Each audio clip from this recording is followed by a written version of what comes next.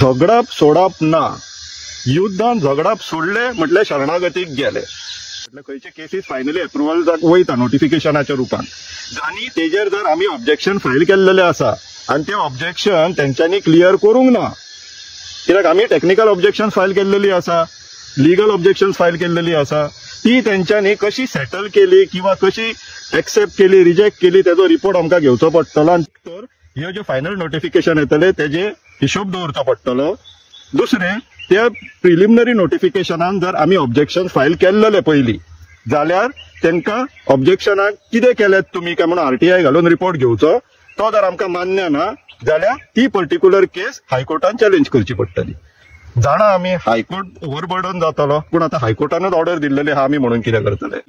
राजेश नायक आतां आमकां जसो आयकूंक येयला चीफ टावन प्लॅनराचो लास्ट वीक खंय हो, तो आतां वयच्या पयलीं आनीक कितली पाड घालून वयता तेजेर आमचें लक्ष दवरया आमी इश्टानो, की आनीक फायनल नोटिफिकेशन तो इश्यू करता काय नवीन चीफ टावन प्लॅनर येता तो इश्यू करता, मागीर तेज्या फाटल्यान लागची गरज पडटली.